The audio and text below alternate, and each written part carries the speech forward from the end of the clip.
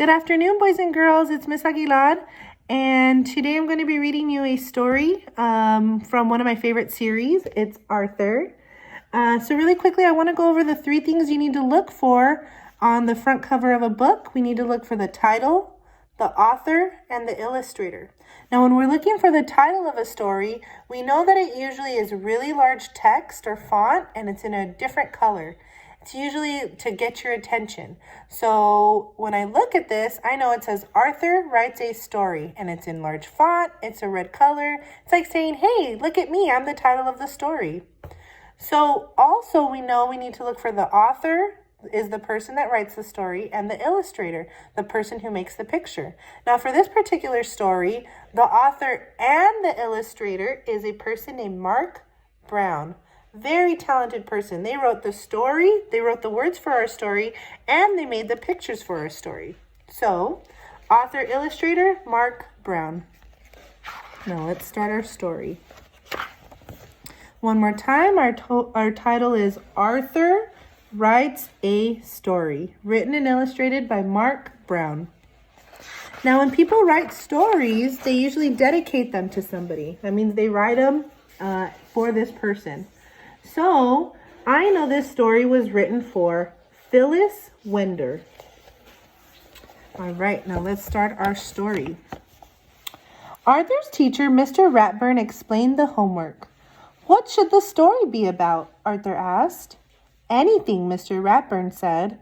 Write about something that is important to you. Now let's look at their rules for their homework. Write a story. Number 1, have a beginning, a middle, and an end. Yes, you definitely need a beginning, middle, and end when you're writing a story. Number 2, use details. You have to have good details when you're explaining your story. You got to paint a picture in someone's head.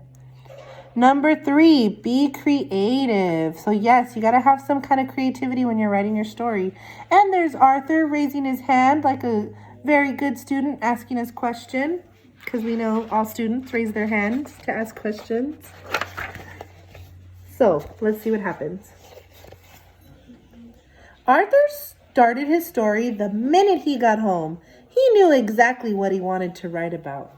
And look how awesome Arthur's writing. He's so eager. He's so excited. I really love it. Let's see what his story's about. So again, there's our title. It's way up here. Let's see. It's called How I Got My Puppy Pal. I always wanted a dog, but first I had to prove I was responsible. So I started Arthur's pet business. My mom made me keep all the animals in the basement. It was a lot of work, but it was fun until I thought I lost Perky. But then I found her, and she had 3 puppies, and I got to keep one of them. That's how I got my dog pal. The end. Wow, I think Arthur did a really nice job. He did great handwriting. He has finger spaces. I see periods and capitals. I see exclamation marks. And he did a really nice job on his picture. That looks like a great job. Let's see what happens next. Arthur read his story to DW. That's a boring story, DW said. Does it have to be real life? Because your life is so dull. I don't want to write a boring story, said Arthur. If it were me, DW suggested, I'd make the story about getting an elephant. And there's DW giving her idea of how she'd write her story. But I think Arthur did a really nice job on his original story. Let's see if he uses DW's idea. Let's find out. Oh, there's the next day. Let's look at our picture. I see him talking to Buster. I see the paper in his hand. Maybe he's going to read him his story. Let's find out. The next day, Arthur read his new story to Buster. Did you like the part about the elephant puppies? He asked. It's okay, I guess, said Buster. I'm writing a cool story about outer space. So Buster kind of liked this story. What do you know? Maybe my story should take place on the moon, thought Arthur. So he changed it from about how he started his pet business and got his puppy to about elephants. And now elephants in space. Let's see what else he does. On Wednesday, Arthur read his newest story to the brain. Scientifically speaking, elephants would weigh less on the moon, but they wouldn't float that high, said Brain. So you don't like it? Asked Arthur. A good story should be well researched, said the Brain, like mine, if I had a pet stegosaurus in the Jurassic period. Giving Arthur some things to think about. Let's see if he uses his idea.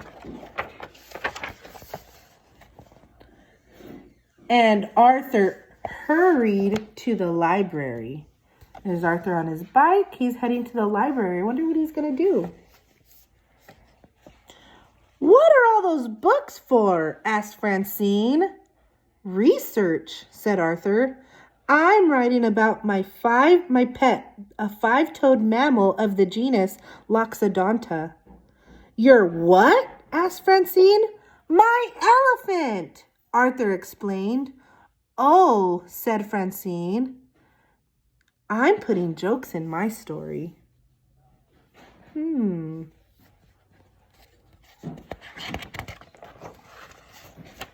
All through dinner, Arthur worried about his story. Please pass the corn, asked Father. Corn? That's it, said Arthur. Purple corn and blue elephants on planet Schmelephant. Now that's funny. Arthur is acting weirder than usual, said DW. I think Arthur's just really excited to write the perfect story. But I still think his original story was really good. On Thursday, everyone at the Sugar Bowl was talking about their stories. Last year, a kid wrote a country western song for her story, said Prunella, and she got an A+. How do you know? Asked Arthur. That kid was me, explained Prunella. Mr. Ratburn said I should send it to a record company. It was that good. Wow, said Arthur. I hope Arthur doesn't take any more ideas. Let's see. That night, Arthur's imagination went wild. He decided to turn his story into a song. He even made up a dance to go with it. There's Arthur and DW singing and dancing. I see purple striped elephants. Let's see. Later, he tried it out on his family. Now this little boy can go home and enjoy his own personal striped elephant. And you will see how happy he will be here on planet Schmelephant. Well, said Arthur, what do you think? What did they think? They don't look too impressed with Arthur's song and story. Mother and Father smiled. It's nice, said Grandma Thora, but a little confusing. Too bad you can't dance, said DW. Oh, DW, she's perfect little sister. What am I going to do, said Arthur. My story is due tomorrow. That night, Arthur didn't sleep very well. The next day, Arthur worried until Mr. Ratburn finally called on him. When Arthur's song and dance was over, the classroom was so quiet. It was almost spooky. Binky raised his hand. Did that really happen? Well, sort of, said Arthur. It started as the story of how I got my dog. Ooh, I'd like to hear that story, said Mr. Ratburn. The title was How I Got My Puppy Pal, said Arthur. Arthur told how proud he was of his pet business and how scared he was when Perky disappeared. And he had told how happy he was to find her under his bed and how surprised he was to see her with 3 puppies. And the best part is, said Arthur, I got to keep one.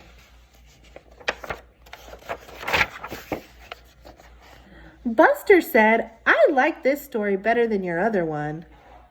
Great story, said Binky. I think Arthur's story was the best, said Francine.